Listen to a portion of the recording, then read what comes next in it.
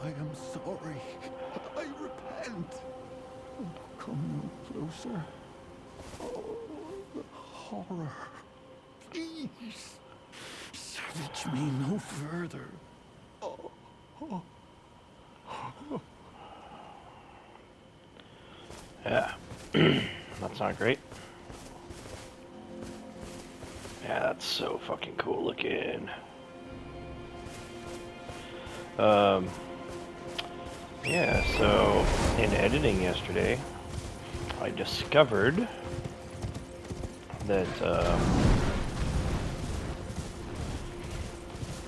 some of my footage got cut off from yesterday, so that's a bummer. We'll have to rediscuss a handful of things.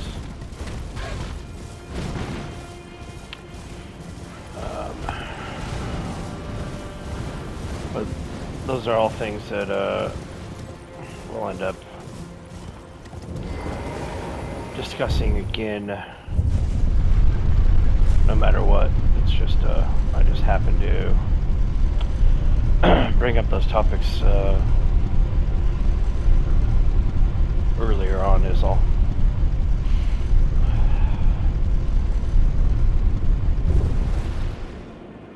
Wow.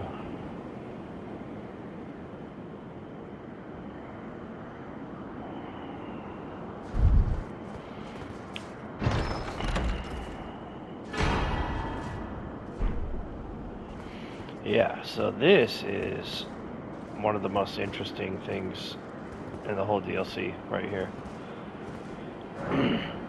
The very center of the lands between. All manners of death wash up here, only to be suppressed. So, if right here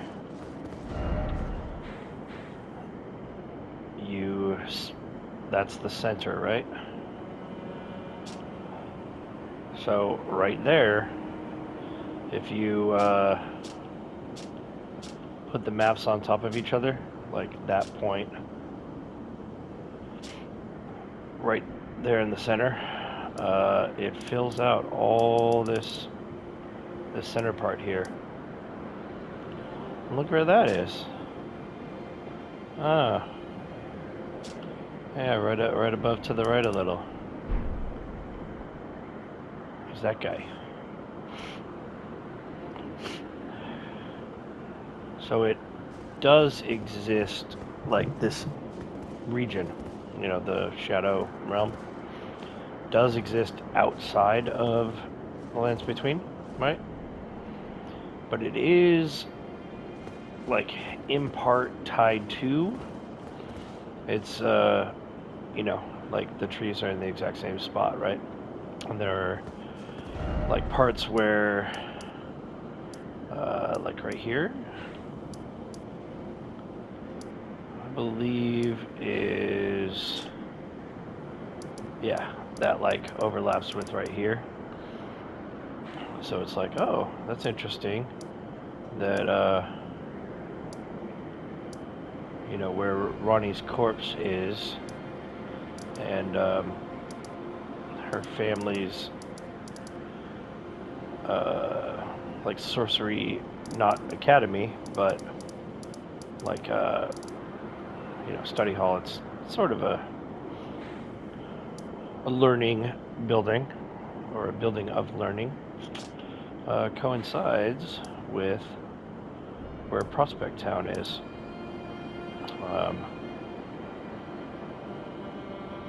It's just kind of interesting to think about how some of these regions, like, exactly, oh yeah, this is where that fucking hole is that I was forgetting where it was yesterday. I think. I don't know, I'll have to go back and check it out, but yeah, essentially, so right over, there's a castle, there's that church, so right back here at the top of his head, Right back there. Oh, you can actually see. Right, like, right there. There's like that tiny tree at the top of the hair. That tiny tree, like there's kind of to the right of the big tree, there's 3 tiny little trees, and then like all this big jumble of shit. That tiny little tree right there. That is where you find Marika's braid, the one that she cut off.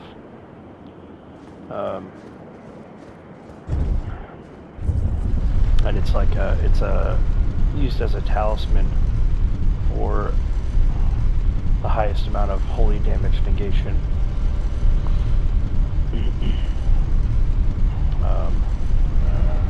But yeah, the map perfectly fills out this whole middle. Pretty incredible. Unbelievable foresight on their part.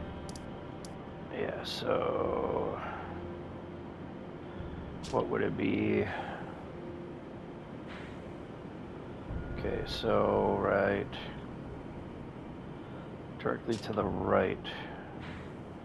Yeah, so like right here kind of is all of the madness area. Anyway, very interesting stuff. Oh yeah, and then this, let's see, quite a bit right and down. Huh, look at that. Right over, like, Bestial Sanctum Dragon Barrow is, where Baal is, right? It's like right here. Which is very interesting that a dragon happens to be directly under Dragon Barrow. And makes me wonder, Farum Azula, where was it before? You know, like was it this gap right here, where it originally was? Or was it down here, maybe, or maybe down here? Because we got ruins all over here and all over here. So what I don't know is, was Farum Azula always in the air, right? As that only dragons can reach it? Or was it actually on the ground somewhere at one point in the past? Who knows? I have not yet found anything that says specifically one way or another on that. But yeah, when it did go into the air, or was already in the air, whatever, and this storm happened that started tearing it apart. Which, yeah, we did find that one piece that said the storm was tearing, or it was crumbling, like eternally.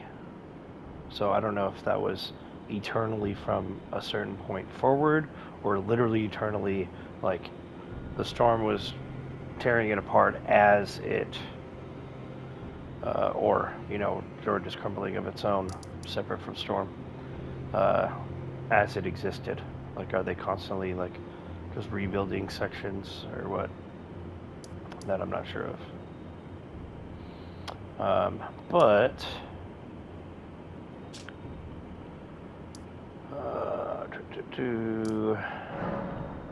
yeah, so we'll go back and talk about a couple of the things that got cut off from the video yesterday. Yeah, so it was right here, and Leda is right here. So that's Mikola's corpse, duh. And Moog,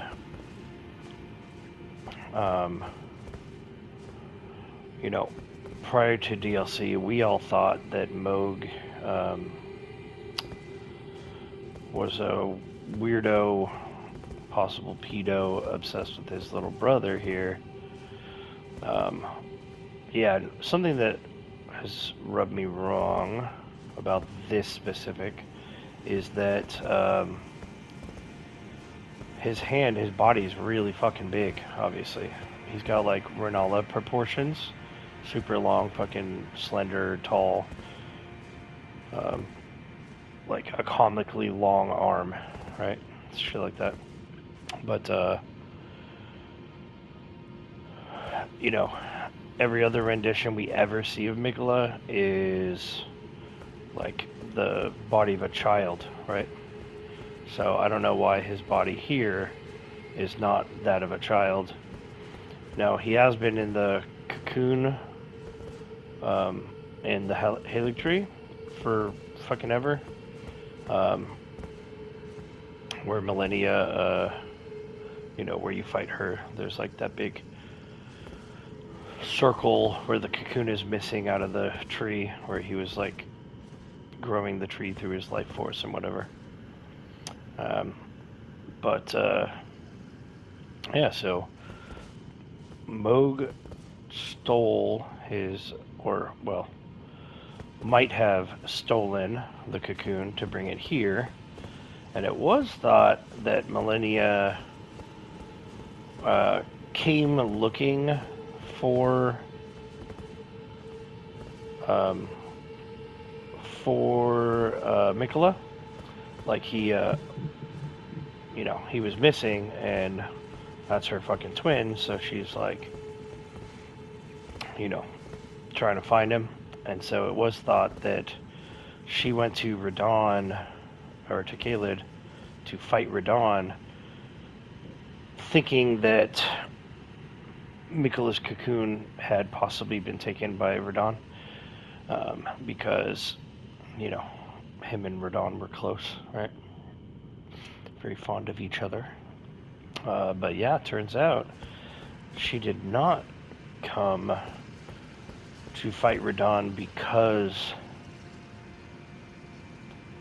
you know, she thought he stole Mikola, but rather that there is a deep, deep plot decided, or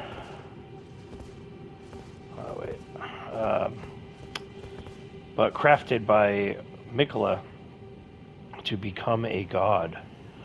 So Mikola knew very early on, young, that he wanted to become a god, and he wanted to, like he was sick of all the war, and, you know, like the shattering, like all his brothers and sisters and everyone fighting each other, and, you know, there were multiple wars, the fucking wars with the dragons, and with Rykard's men and the capital, and the Albinorics being slaughtered, and all this crazy shit. So he wants to bring about an era of love where, because he has the ability to charm like anyone and anything, so literally he can just, like, you know, tell you something and that's what you're fucking doing. Like you're, oh, do I have a bewitching branch? Hold on, I don't think I do. Hold on, let's go get one real quick. The dude right next to the merchant right here, he sells bewitching branches. But yeah, he has the ability to charm anybody and anything, so he can force you to do, be, whatever he wants you to be.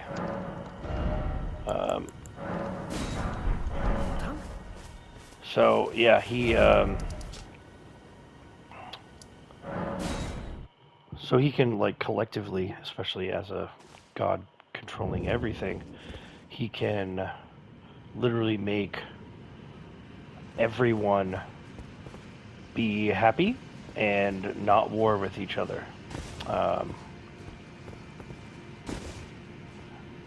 So yeah, he wants to bring about an era of love through forced agreeability, I guess. And so he has taken that. Let's look at the Bewitching Branch real quick. Tree branch blessed with incantation of unalloyed gold. Remember, he was the one who made the unalloyed gold needle to try to cure millennia, and we end up giving it to Millicent. Pierce a foe using FP to turn them into a temporary ally. The Imperial Mikola is loved by many people. Indeed, he has learned very well how to compel such affection. Right?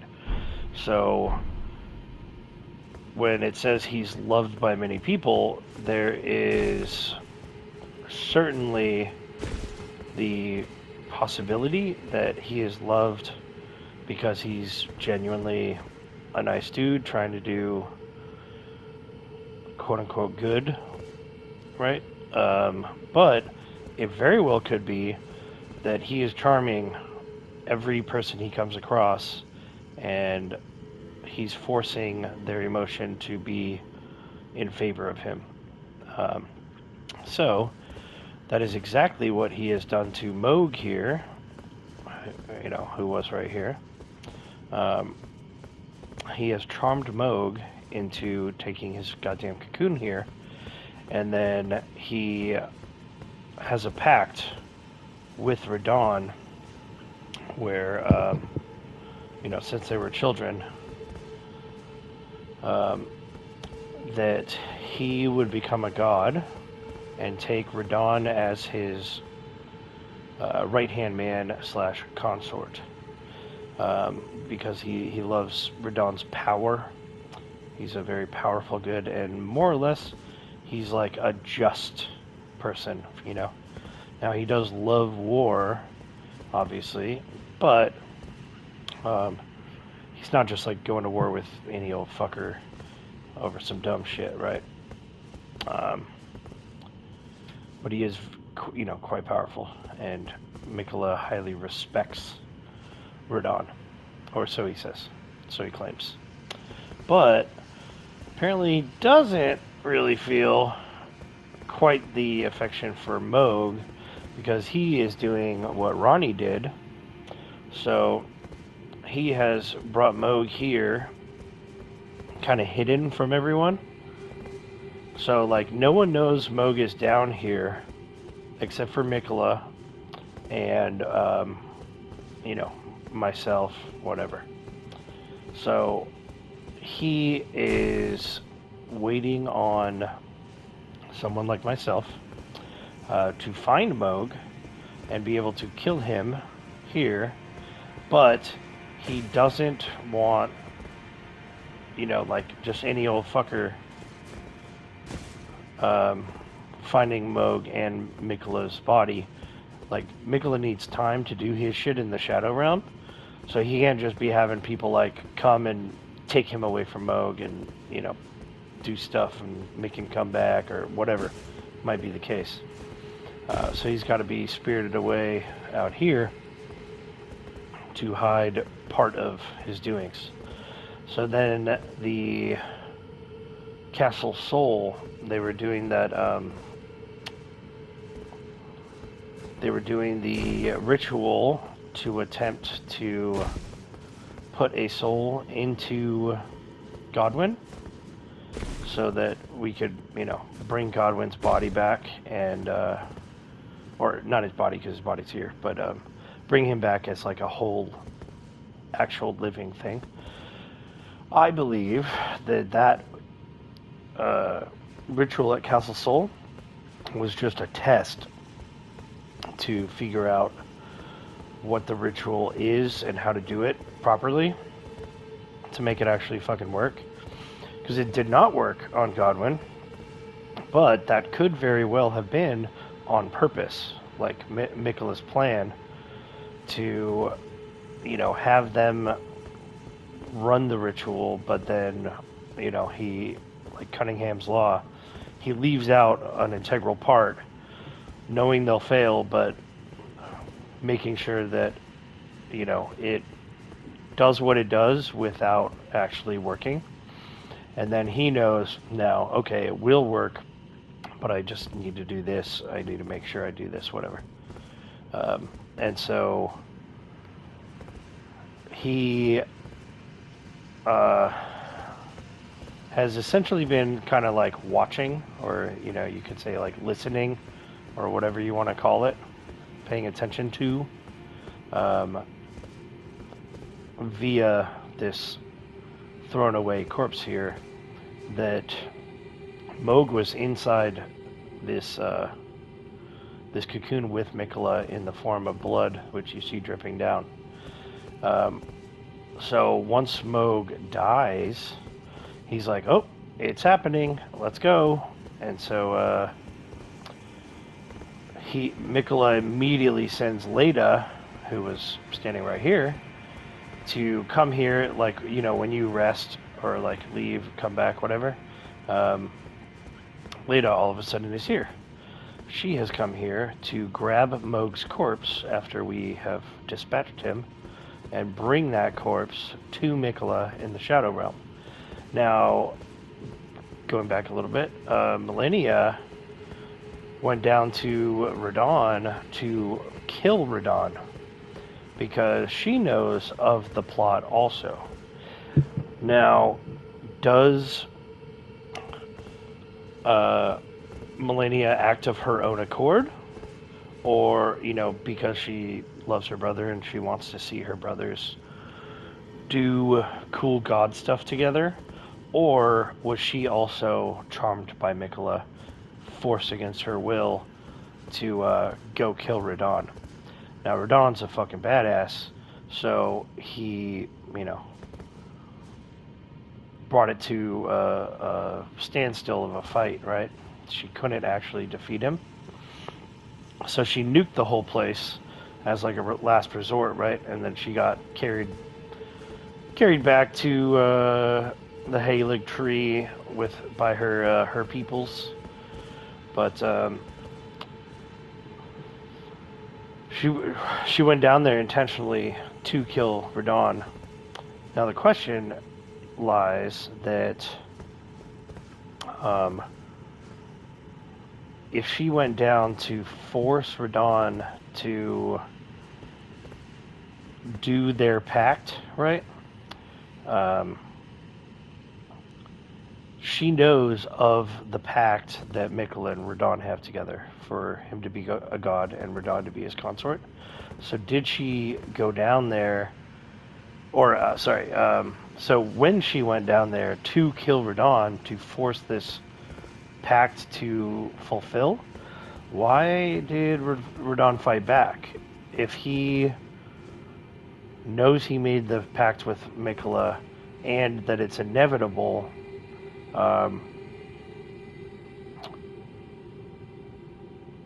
like, why wouldn't he just allow her to kill him so that the inevitable comes to pass, right? Now, what I think is Radon's reasoning is that he doesn't mind dying because obviously he wants to help fulfill the pact, but he is a true warrior at heart, and he's not going to sully his reputation of having never been defeated just to have that reputation be, oh yeah, and his fucking sister killed him. He couldn't beat her, right? He wants his heritage left behind, if you will, his story to be, he fought to the bitter end and he died a true fighting warrior against someone like ourselves who bested him in combat. So he dies a Viking death, as it were, So he can go to the grave with pride, with all of his pride that he actually did fight to the best and you know earned his warrior's death, right? So I think that's why he didn't just like completely give in and just let anyone kill him at any time, because he could have just killed himself, right?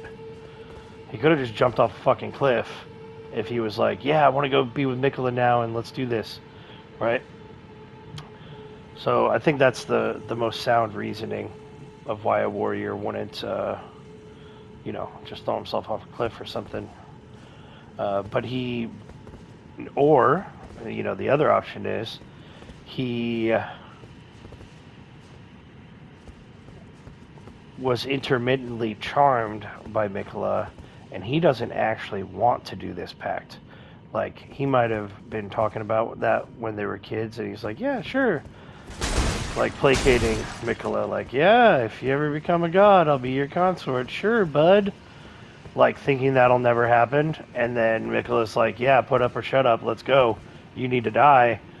Let's do this thing. And he's like, ooh, I don't know about that. I'm an undefeated warrior. I kind of want to stay being an undefeated warrior and, whatever. But then at the same time, his mind was rotted with Millennia's Scarlet Rot nuking Kaled, right? So it could very well be that he would have killed himself to ensure the plot, and maybe he did want to do all this stuff, but then because of his altered mental state, he now doesn't have, like, he's like running on autopilot mentally, so all he knows is war. So that's why he's just like a fucking war beast living in that field. Like, he's not of a sound mind anymore. He's just like a rotting fucking sword thrower. And so he might not even be, like, he's not even thinking about the pact. He's not thinking rationally or logically at all. All he knows is fucking crush whatever's in front of him. So it could be that, after the Millennia fight, he's just so warped that there's no way this pact is going to happen unless someone like us comes by to best him. But, yeah, it turns out that Moog is not the incestuous pedo that we thought he was. It's actually Mikola who's the fucking weirdo who is setting up his whole fucking family for this like deep elaborate plot. So yeah, Leda took Moog's corpse and they're trying to do some Godwin shit to it. So Moog's soul has been severed, just like Ronnie did. Moog's soul is severed, but Radahn's body is left to rot, but his soul was brought to the Shadow Realm. And so now, like the Eclipse Castle Soul ritual, Mikola has now taken Moog's body and implanted Radahn's soul and being into Moog's corpse. So his consort is, or consort to be, promised consort they call it in game. Because technically he's not a consort until Mikola actually becomes a god, right? But yeah, so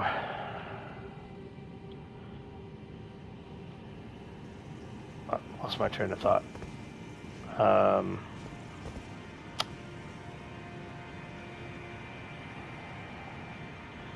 But yeah, so let's see, what else is there?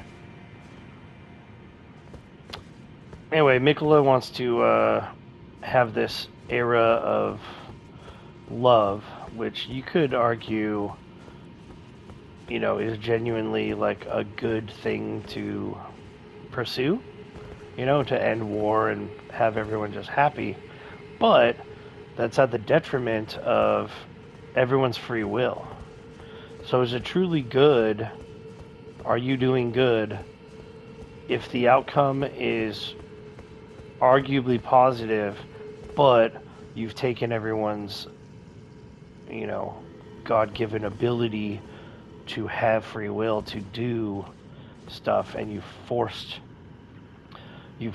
destiny upon them against their will, you know, even if it is for their best interests, to not have war.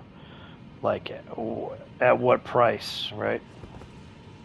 Um, so, like Ansbach mentions, there's nothing more terrifying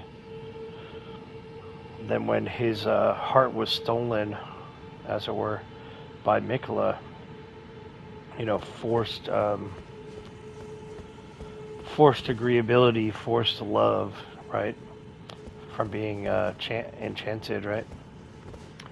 Or charmed.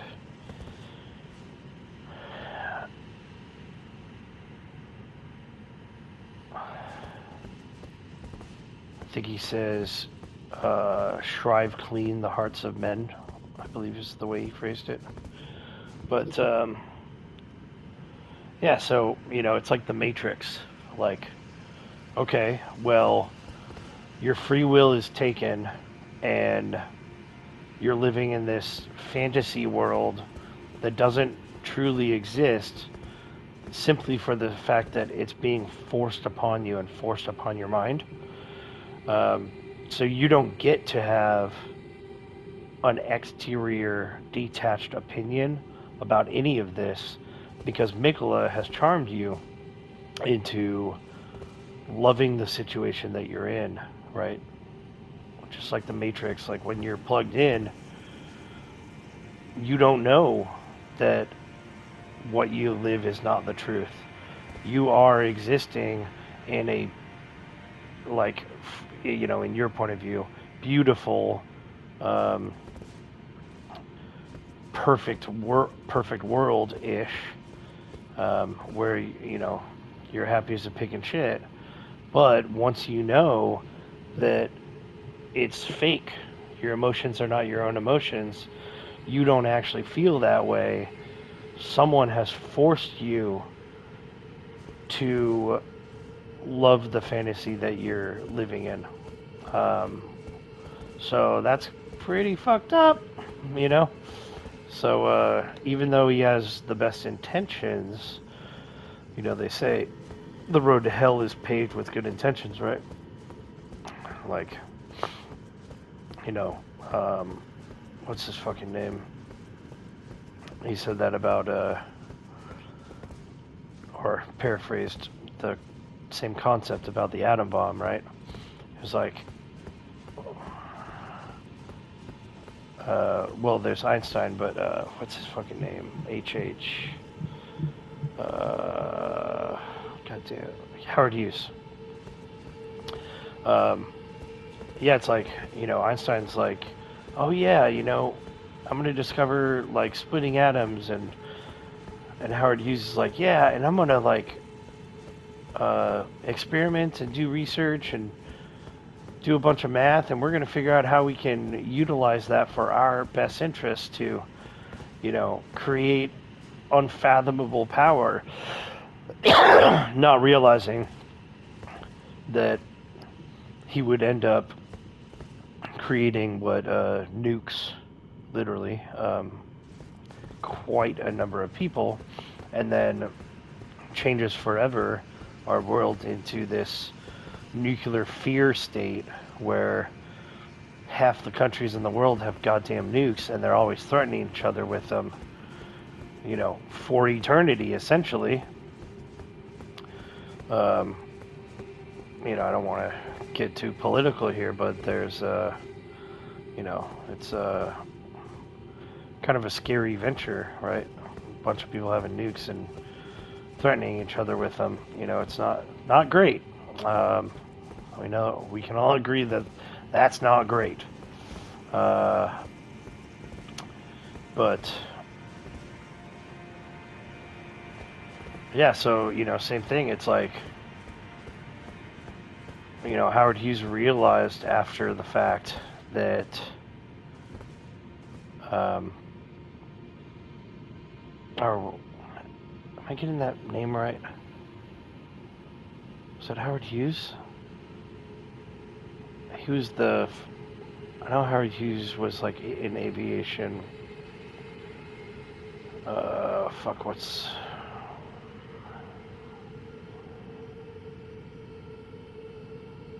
Oh, Oppenheimer. My bad, my bad. Yeah, Robert Oppenheimer.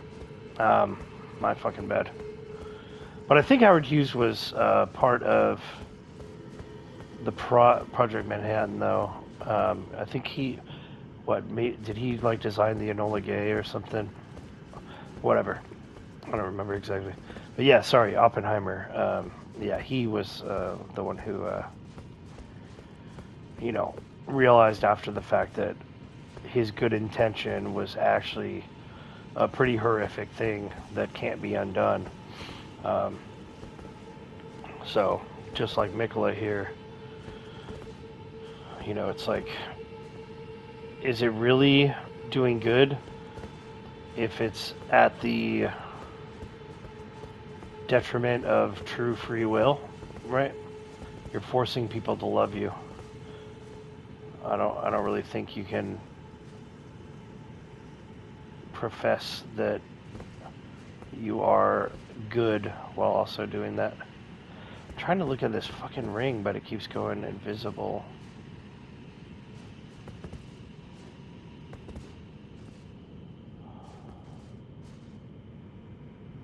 So I'm pretty sure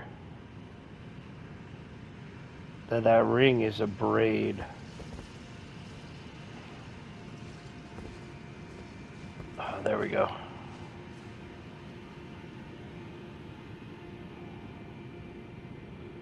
Yeah, it's like branches wrapped around. I wonder if that's like in reference to like the bewitching branch that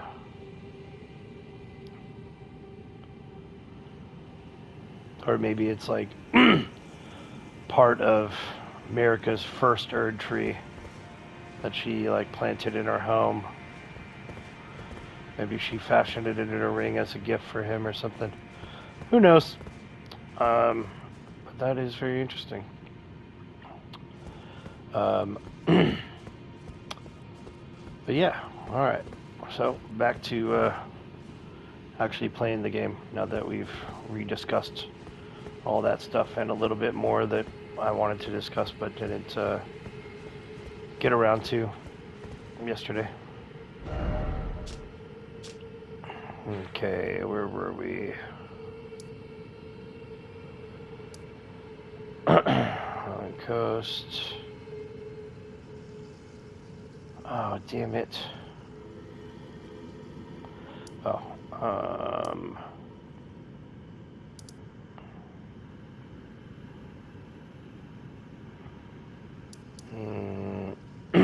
shit. Yeah, I think we have to run all the way back here. It's a little annoying. Yeah, the map layout of the DLC is fucking crazy. It's really good. Like, extremely well thought out. But to the detriment of, it can be really tough to not get lost and tough to figure out where you are in relationship to things and where you need to go. Because just so much of the regions are like, oh, you have to come from this direction, but go over the mountain. And, like we're doing right now. So you have to go up on top of this part of the map to get to here.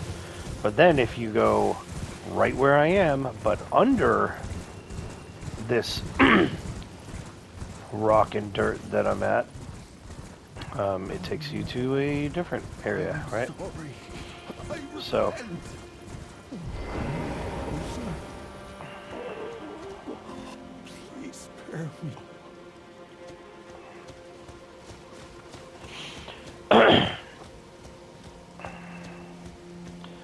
there's best voice acting in the whole game. We're gonna have a little invasion coming up.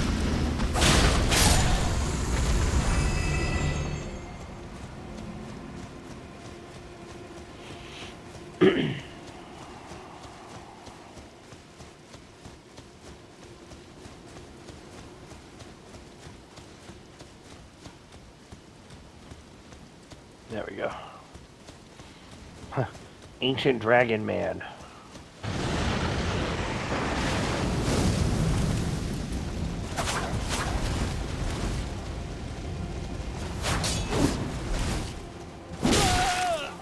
Damn it.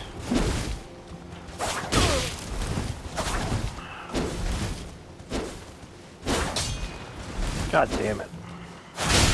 There we go.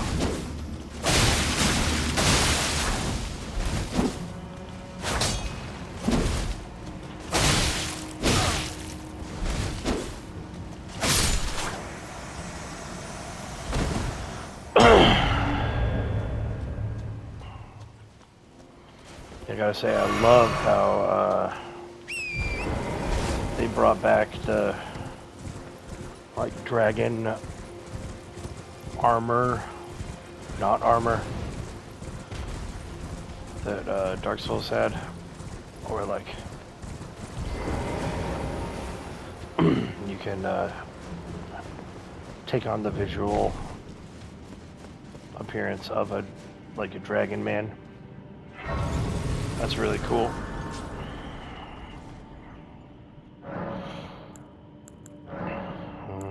Okay.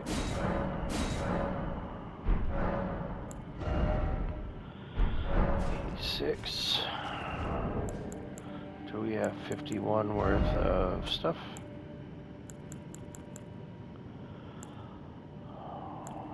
Hmm. 20, 32, 52. Yeah, we do.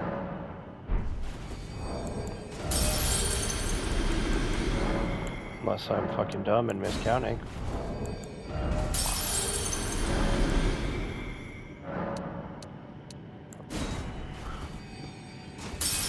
Oops. I didn't do that. Oh yeah, I did. Oh no. Fuck, I did miscount. Yeah, 6. Fuck! It's alright.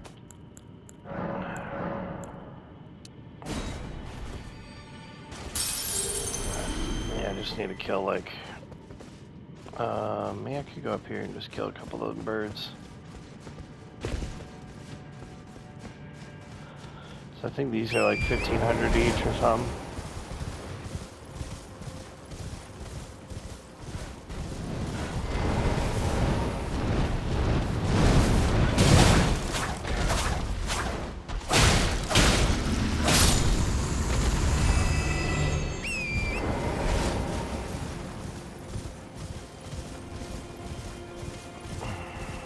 See another bird up to the right.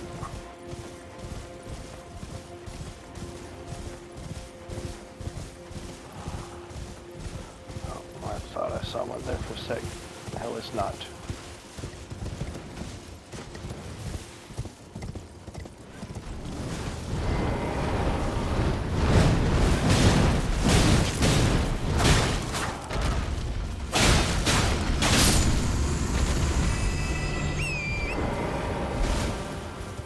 Alright.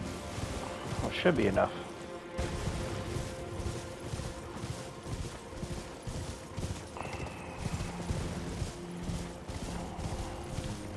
I didn't look into the 100 slot, so I don't know if I'm like short like 100 runes or something, but it should be at least close enough.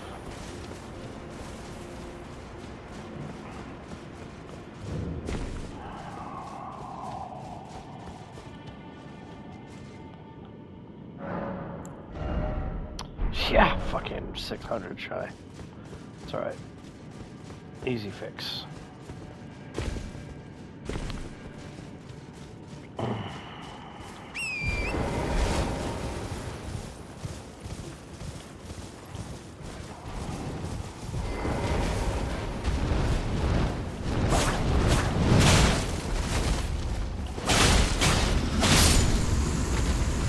Yep.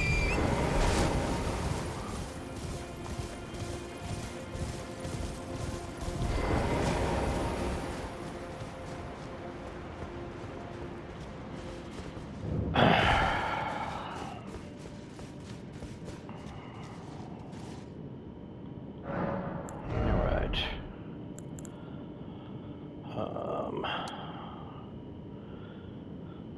41, 42.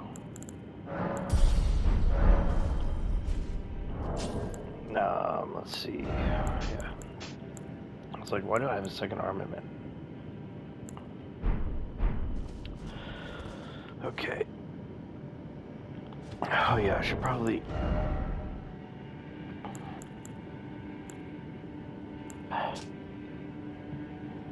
Metal-bodied spear of extremely lightweight make, being the result of sophisticated molding. A piece of gravestone that has started to turn into a spirit. Crafting. Places where the dead have been brought since antiquity. The oldest gravestones turn into spirits and then fade away.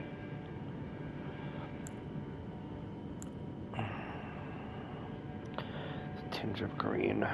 One of us set of armor pieces cast in the image of the gravebird. Ancient golems created to guard the spirit graves.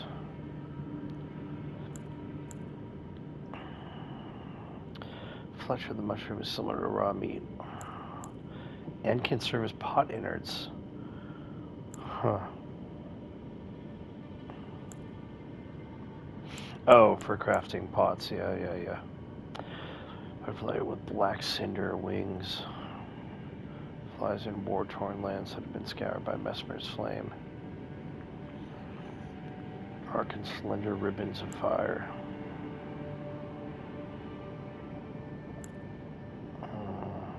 Turn to green.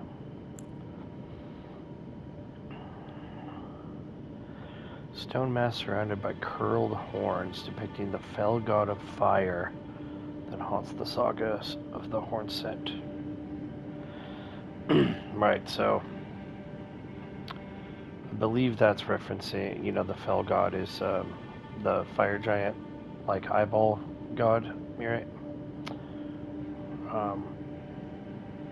But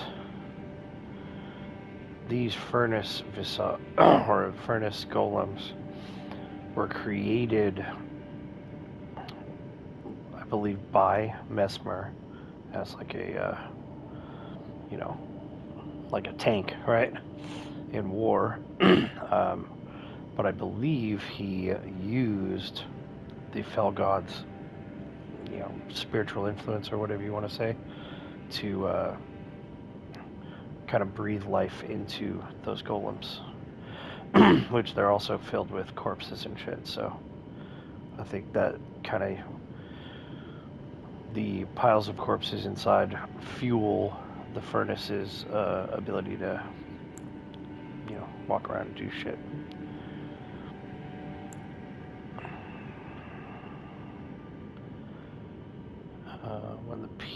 When the weak were infected with a deadly,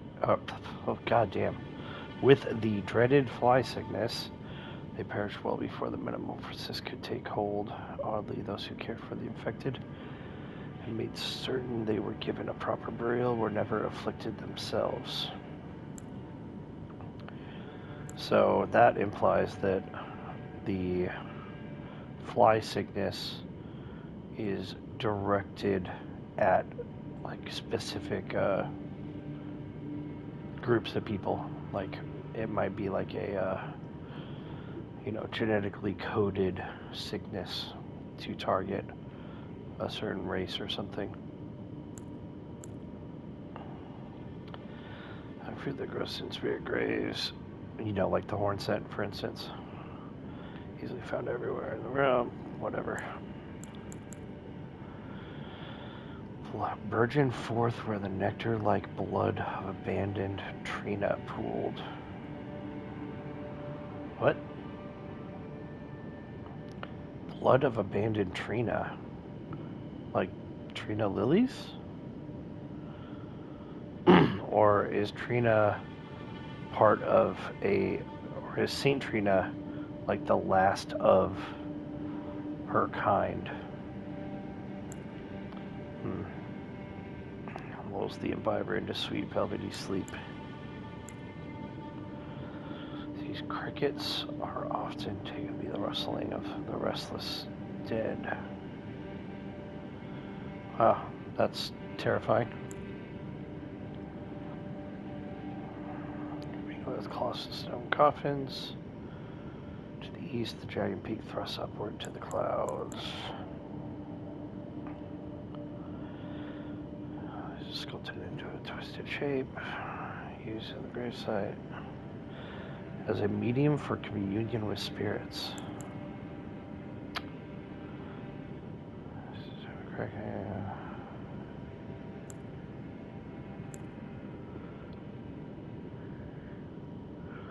Practice spirit medicine using flesh and blood of man-flies.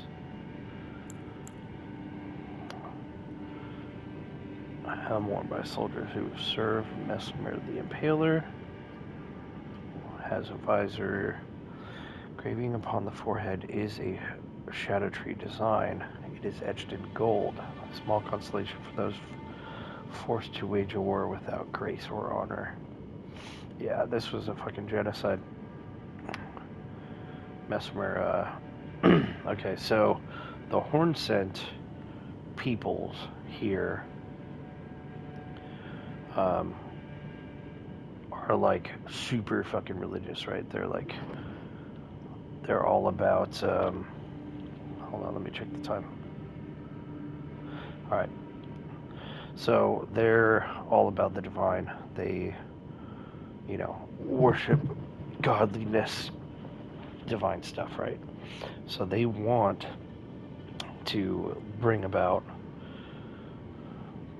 divinity, right? And so the America's people, the Newmen, who are what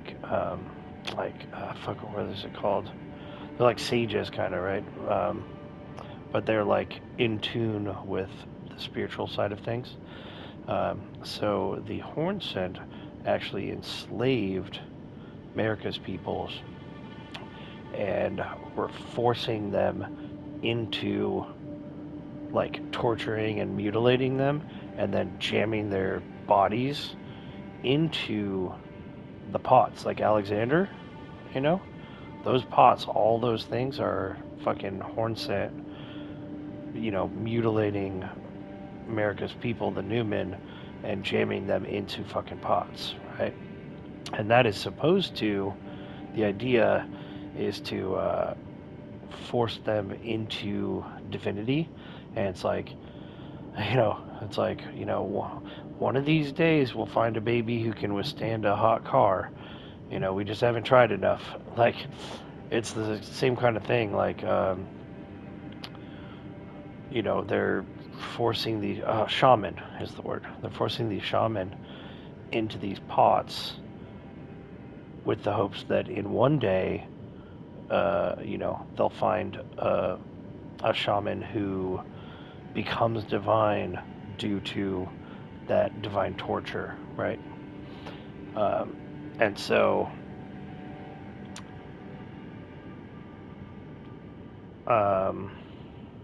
that's pretty fucked up, right? And so,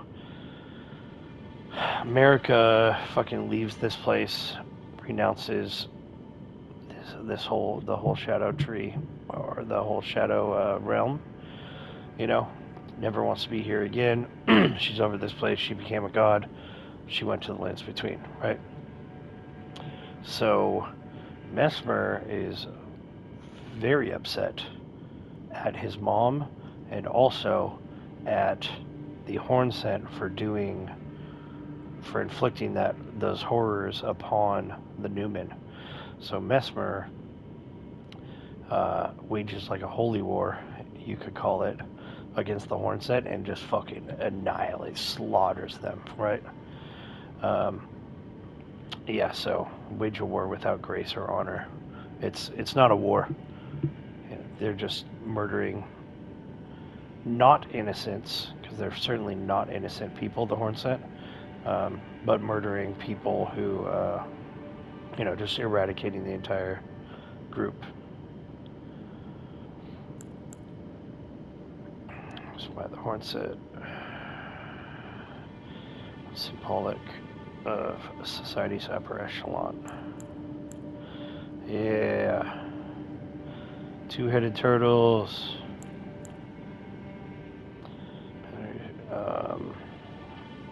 Said employed this to honorably end the suffering of a compatriot, claiming numerous lives. The dagger is now broken, but it has acquired a spectral aura.